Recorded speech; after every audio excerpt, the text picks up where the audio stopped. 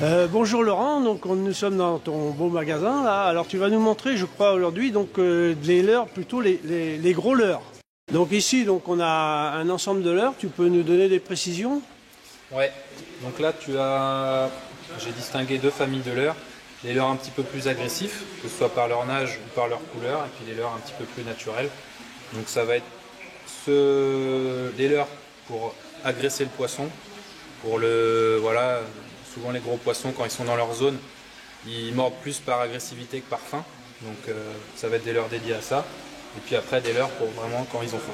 Ça ressemble vraiment, tu vois, ça ressemble vraiment à un poisson qu'ils peuvent trouver dans leur milieu, tu vois, un petit gardon, une perche, voilà quoi. Ça c'est assez imitatif, ça va ressembler à ce qu'ils vont trouver autour de leur habitat, quoi.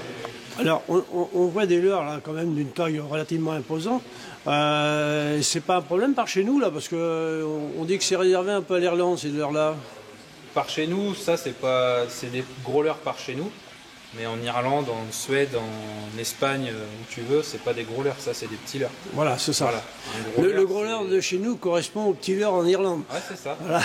Mais... D'ailleurs, le modèle qu'il y a là dans le carton là, Le celui-là, ça c'est plus l'Irlande quoi. Ah oui, quand même. Ouais, mais... Allez, vas-y. Alors, donc là on a différents leurres, comme j'ai dit, un peu plus agressifs, un peu plus naturels.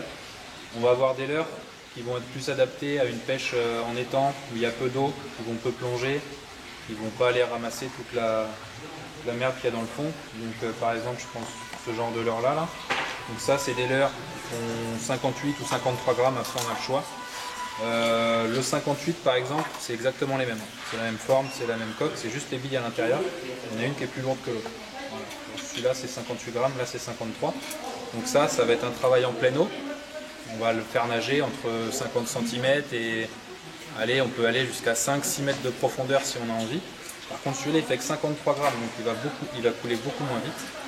On peut le faire nager beaucoup plus lentement. Donc par exemple des secteurs comme autour du magasin, là on a le pont de Louan. Voilà, les 53 grammes comme ça, faut partir du principe que le leurre, quand on va le lancer avec l'inertie, forcément il va plonger un petit peu dans l'eau. Par contre il ne coulera pas plus que ça. Il va peut-être prendre 50-80 cm, après il ne va pas couler plus. Donc, on va le lancer, il va tomber dans l'eau à 50-80 cm sous la surface et après il va pas redescendre. Et là on va pouvoir le faire nager plus ou moins rapidement. Et avec ce genre de leurre là, justement comme il ne descend pas trop, on peut faire travailler très lentement. On peut faire ce qu'on veut, des accélérations, des pauses. Il faut savoir que dans les milieux qui sont assez pêchés, comme le pont de Louan par exemple, c'est le genre de leurre où on va pouvoir faire des pauses très longues. Les poissons ne sont pas habitués du tout à voir des leurres s'arrêter pendant peut-être une minute dans l'eau comme ça, avoir un leurre immobile.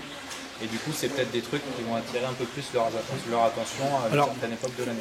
Tu nous parles de leurre donc avec un poids conséquent. Ouais. Donc je pense qu'il faut prendre une canne adaptée à ça. Hein. Ah ouais, c'est sûr, il faut avoir des cannes. Donc, là, par exemple, ça fait 53, 58. Si tu veux, il faut des cannes qui puissent lancer 80 si tu veux être à l'aise. Bon, donc on verra les cannes et les moulinets un peu plus tard.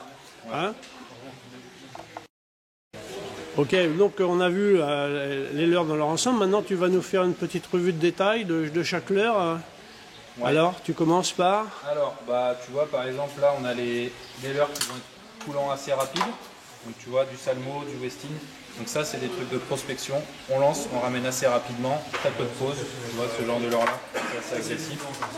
Après, on a des trucs qui vont être... là, ça, c'est un chalot. Donc, ça veut dire qu'il va... Voilà, il nage tout seul, il n'y a pas de pause à faire, de choses comme ça, il va couler assez rapidement aussi, donc ça, du lancer ramené. Ça, c'est pour un petit peu la même chose, mais dans peu d'eau si tu veux, il coule assez lentement, donc on peut se permettre de faire nager très lentement, mais ça reste assez imitatif. On ne tombera pas plus bas. Voilà. Donc ça, les plongeurs, c'est assez classique aussi.